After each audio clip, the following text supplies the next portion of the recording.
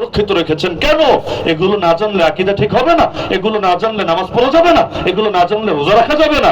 এই কারণে না, মহব্বত মহব্বত, যে যাকে মহব্বত করে সে সেই জিনিসকে, সেই জিনিসের প্রতিও তার মহব্বত থাকে। আমরা আল্লাহকে ভালোবাসি, আল্লাহর সব মাখলুককে ভালোবাসি, আল্লাহর সব মাখলুককে ভালোবাসি বলেই আল্লাহর রঙে রঙিন করার চেষ্টা করি।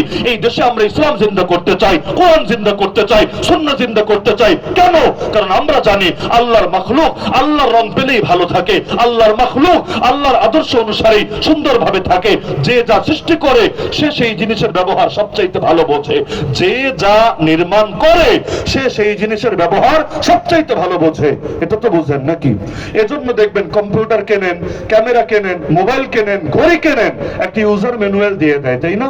ইউজার ম্যানুয়াল দিয়ে দেয় না? কেউ পড়ুক না পড়ুক দিয়ে দেয়। কেন? কারণ আমরা কোম্পানি এটা বানিয়েছি, আমরা জানি এটা কিভাবে ব্যবহার করতে হয়, কিভাবে ব্যবহার করলে ভালো থাকে। মোটরসাইকেল কিনলে আপনাকে কোম্পানি বলে দিবে ব্রেক-ইন পিরিয়ড মেনটেন করো, এত মাইল পর পর তোমরা যাওয়ার পরে মোবিলটা, ইঞ্জিন অয়েলটা চেঞ্জ করো, এরকম বিভিন্ন পরামর্শ দেয় নাকি দেয় না? তেল নেওয়ার সময় ভালো পাম্প থেকে তেল নেওয়ার চেষ্টা করো, না হলে তোমার এফআই ইঞ্জিন ক্ষতিগ্রস্ত হবে, এই হবে সেই হবে। আরে এত ব্যাখ্যার দরকার কি? দরকার হলো আমি নির্মাতা, আমি ভালো জানি কিভাবে ব্যবহার করলে এটা টেকসই হবে। এজন্য বাইক কিনে টান দিও না। কেন? কারণ শুরুতে তুমি এটা মেনটেন না করলে পরবর্তীতে এটা ক্ষতিগ্রস্ত হবে। তাহলে এই জমিনের নির্মাতাকে আর কোন নির্মাতা আছে? আল্লাহর আর কোন শরীক আছে? ওই পার্টনারে যেমন ব্যবসা করে, পার্টনারে যেমন বহুত কাজ কারবার করে, আবার জোট করে যেমন সরকারও গঠন করে, আল্লাহ যে এই যে পৃথিবীটা বানালেন, আল্লাহর কোন জোট শরীক আছে? যদি না থাকে কিভাবে চললে এই পৃথিবী ভালো চলবে এটা কে জানবে? তো আল্লাহ জানবে। আল্লাহ ইউজার ম্যানুয়াল দিয়ে দিয়েছেন না? ইউজার ম্যানুয়াল দিয়ে দিয়েছেন না? ওই ইউজার ম্যানুয়ালের নামে কোরআন, ওই ইউজার ম্যানুয়ালের নামে সুন্নাহ। এমনকি মজার বিষয় কি জানেন? এই যে এগুলো কিনলে একটা ইউজার ম্যানুয়াল দিয়ে শেষ, কিন্তু আমি যদি মনে করেন অনেক কোটি টাকা দামের একটা মেশিনারিজ কিনলাম, অনেক দাম, অনেক অনেক, গার্মেন্টস এর জন্য অথবা অন্য কোনো বড় প্রতিষ্ঠানের জন্য, তখন কি করে জানেন?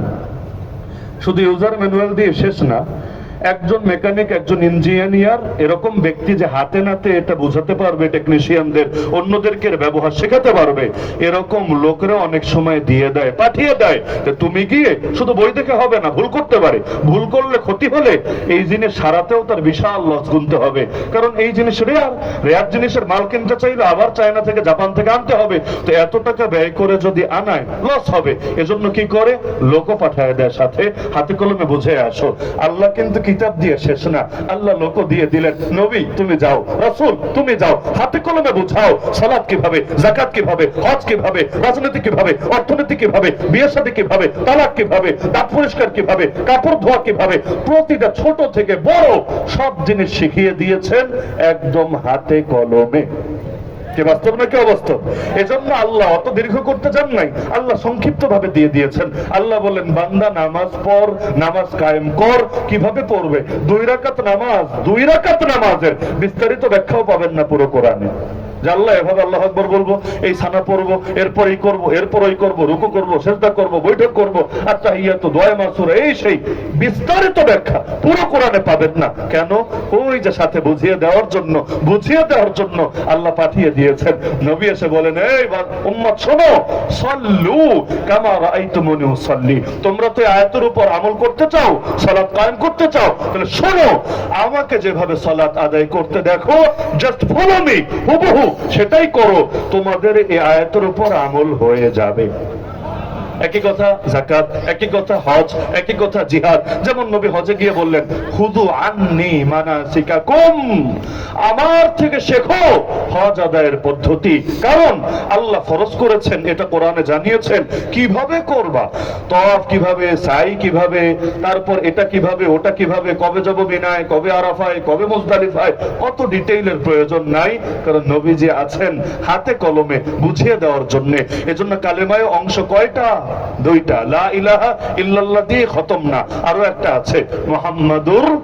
কারণ আল্লাহ পর্যন্ত পৌঁছবো, আল্লাহ আমাদের গন্তব্য, সন্দেহ নাই, কিন্তু এক পথ ধরেই পৌঁছতে হবে, সেই পথের নাম মুহাম্মাদুর রাসূলুল্লাহ। আমরা তো ভাবি ওই পথ বাদ দিয়ে পৌঁছে যাব। নবীরা মাইনাস করে রাজনীতি, নবীরা মাইনাস করে অর্থনীতি, নবীরা মাইনাস করে বিচার আচার, নবীরা মাইনাস করে শিক্ষা দীক্ষা, নবীরা মাইনাস করে সব ডাইরেক্ট পৌঁছে যাব আল্লাহ পর্যন্ত। সম্ভব? আরে সম্ভব? তো কিয়ামতের দিন ঈমানদারদের প্রথম প্রশ্নই হবে কি নিয়ে? নামাজ, নামাজ, নামাজ। এটা যা ঠিক হবে আশা করা যায় পরে সব ঠিক। এখানে যে ধরা, প্রতিটা ধাপেই সে ধরা।